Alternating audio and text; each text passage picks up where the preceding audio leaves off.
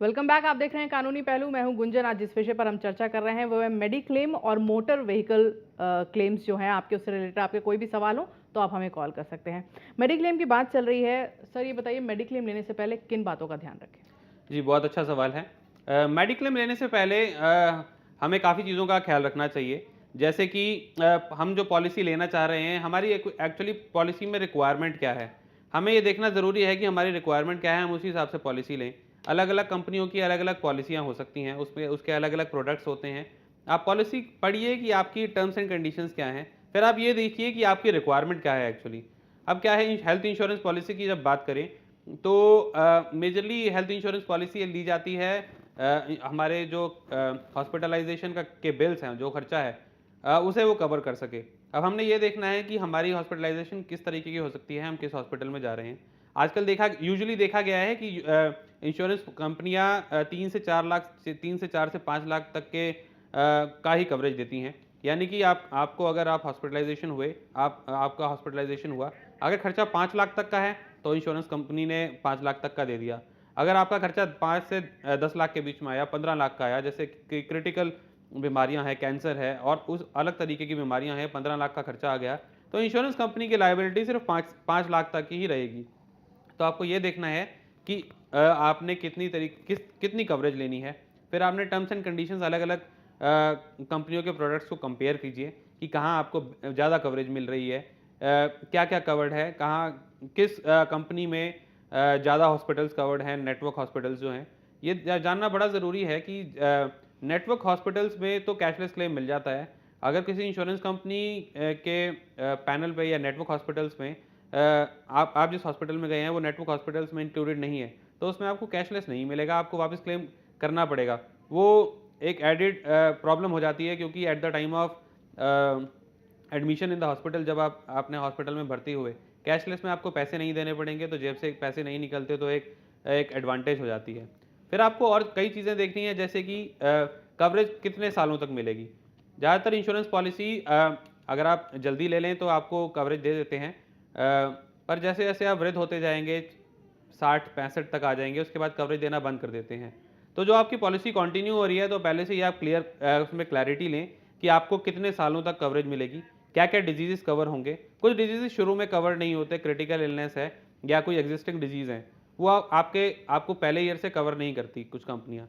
तो आप ऐसे प्रोडक्ट लीजिए जिसमें आपको ज़्यादा से ज़्यादा डिजीज़ेज़ पहले ईयर में ही कवर्ड हो जाएँ। फिर आपको देखना है, एक्सक्लूजन लिस्ट देखनी है कि ऐसे कौन-सी बीमारियाँ हैं जिनकी कवरेज इंश्योरेंस कंपनी अपनी पॉलिसी में नहीं दे रही। चलिए एक वकील साहब, मैं आपको जी, इंटरप्ट करूंगी। एक कॉलर हमारे साथ जुड़ी हुई है, मोनिका। उनकी पहले बात सुन लेते हैं, फिर आपसे जी। पूछेंगे। मोनिका, वेलकम। चलिए, लगता है संपर्क टूट गया। आप कंटिन्यू कर सकते हैं वकील जी साहब। हाँ, मैं ये कह रहा था कि और आप देखिए कि किस तरीके की आपकी कवरेज है, कितनी उम्र तक आपको पॉलिसी मिलेगी, और फिर आपने ये देखना है, कुछ maternity benefits usually covered policies नहीं होते हैं। कवर्ड नहीं होते right from the word go. जी। यानी कि फर्स्ट ईयर में मैटरनिटी बेनिफिट नहीं देती यूजुअली ज़्यादातर इंश्योरेंस कंपनियाँ। वो आपको या तो कोई दूसरे साल में या तीसरे साल में देती हैं, यानी इसका मतलब हुआ, अगर आपकी पॉलिसी चल रही है, कंटिन्यूड है, फर्स्ट ईयर में आपको बेनिफिट नहीं मिलेगा, सेकंड ईयर में नहीं मिलेगा, यानी थर्ड या फोर्थ ईयर में ही आपको मैटरनिटी बेनिफिट की कवरेज मिलेगी। तो ऐसी पॉलिसी लीजिए जिसमें फर्स्ट ईयर से ही कवर्ड हो।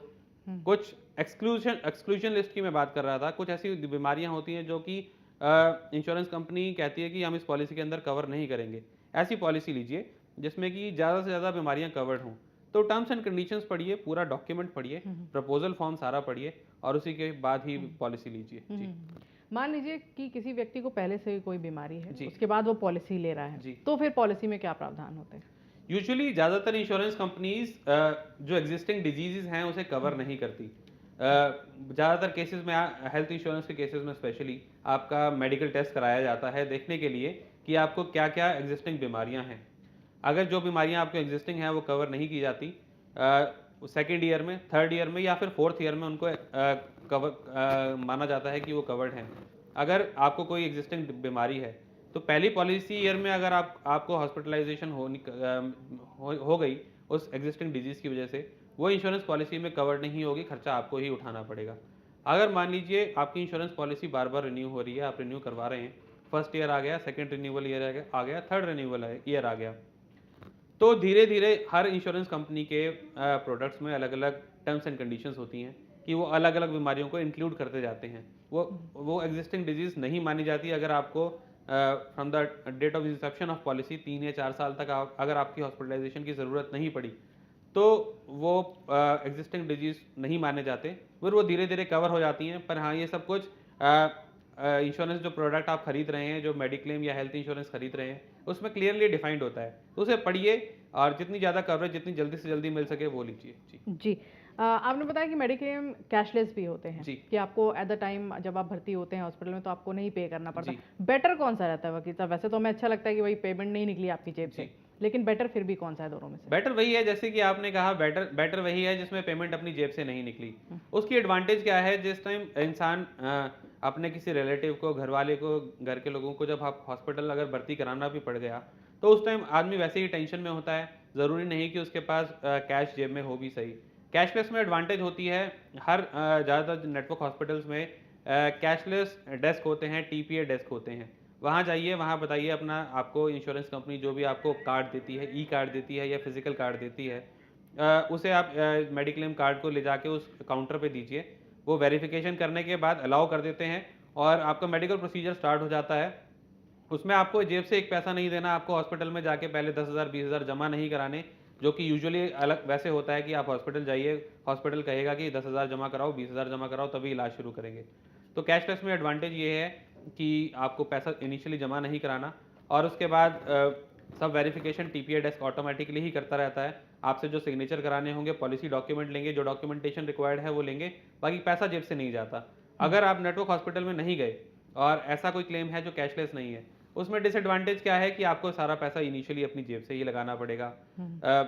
जितनी भी बीमारियां हैं, जितने टेस्ट हुए, जो भी चीज़ें हुई, hospitalisation, room rent, whatever it is, आप पहले अपनी जेब से आप पैसा लगाएंगे, उसके बाद आप क्लेम को रिम्बर्स करवाएंगे। रिम्बर्समेंट में 30 दिन लग गए, 50 दिन लग गए, 60 दिन लग गए, कोई दिक्कत भी आ गई, फिर आप कोर्ट कचहरी जाएंगे। तो जी। एडवांटेजेस रहता है कैशलेस क्लेम। Cashless claim. जी। चलिए, सत्यनारायण जी जुड़ गए हमारे साथ हिसार से। नमस्कार। हेलो, नमस्कार जी। जी, पूछिए अपना सवाल। हेलो। जी, अपना सवाल पूछिए। हाँ, नमस्कार जी। नमस्कार। मैं पूछना चाह रहा था, मैं एक अनपढ़ आदमी, जी।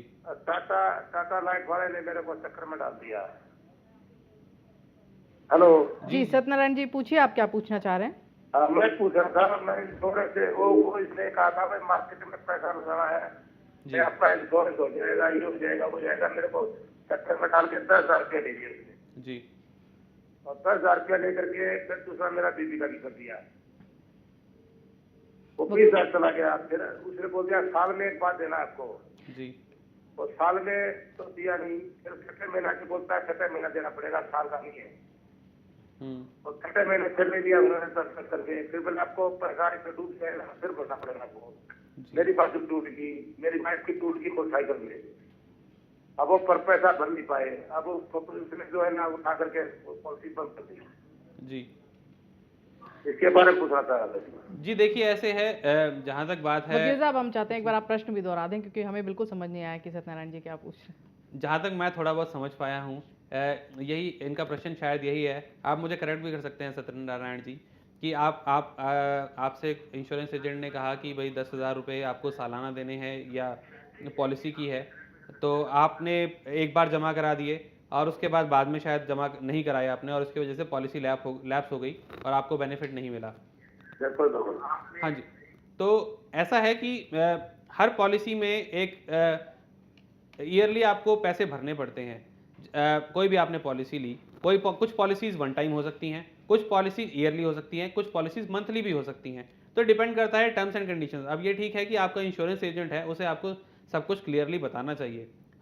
अब जैसे कि आपने कहा कि आप पढ़ लिख नहीं सकते, तो ऐसे केसेस में ऐसे किसी व्यक्ति की राय ज़रूर ले लेनी चाहिए जो कि पढ़ा लिखा हो, क्योंकि इंश्योरेंस एजेंट का काम तो है वो अपनी पॉलिसी बेचने आया है, वो कुछ भी आपको बता जाएगा और उसने आपका एडवांटेज उठाया कि आप पढ़ लिख नहीं सकते, आपको समझ तो आया नहीं, तो इसलिए उसने कोशिश की कि भाई कुछ भी बोल दो इन्हें। वैसे तो इंश्योरेंस एजेंट के खिलाफ भी कार्रवाई की जा सकती है। IRDA की गाइडलाइंस हैं कि इंश्योरेंस एजेंट या ब्रोकर अगर आपको गलत इन्फॉर्मेशन देता है तो उसका लाइसेंस छीन लेते हैं और उसके खिलाफ भी कार्रवाई की जा सकती है। अलबत्ता अगर हम बात करें पॉलिसी की, जैसे कि अगर पॉलिसी आपकी लैप्स हो गई, आपको या तो मंथली प्रीमियम भरना था या ईयरली प्रीमियम भरना था। अगर आपने नहीं भरा तो देखिए पॉलिसी तो लैप्स हो ही जाएगी। पॉलिसी की टर्म्स होती हैं कि आपको ईयरली या मंथली जो भी रिन्यूअल पीरियड है, आपको बकायदा 10-10 हज़ार रुपये जो भी है, जो भी अमाउंट हो, आपको भरते रहना है, तभी पॉलिसी कायम रहेगी। अगर आपने 10,000 रुपये भर दिए और आगे नहीं भरे तो पॉलिसी खत्म हो जाएगी। पर ऐसा नहीं है कि आपके 10,000 रुपये गायब हो गए या उन्होंने जब्त कर लिए। आप क्लेम मांग सकते हैं कि नहीं, मैं नहीं भर पाया because of my personal reasons, मेरे पास पैसा नहीं था, कुछ भी थी, मेरी कंडीशंस ऐसी नहीं थी। आप इंश्योरेंस कंपनी से अपने 10,000 रुपये क्लेम कर सकते हैं। ऐसा हो सकता है कि वो उसमें कुछ पेनल्टी काट लें, कुछ टाइम ड्यूटी के चार्जेस होते हैं और भी कुछ चार्जेस होते हैं, वो काट सकते हैं। पर ऐसा नहीं है कि आपके 10 के 10,000 रुपये चले गए। उसमें आप हो सकता है 1,000-2,000 रुपये की पेनल्टी काट के 8,000 रुपये वापस भी मिल जाएंगे आपको। आप इंश्योरेंस कंपनी के पास जाइए डायरेक्टली और अपने पैसे वापस क्लेम कीजिए। जी चलिए, हमें उम्मीद है सत्यनारायण जी कि आपको आपके सवाल का जवाब मिल गया होगा।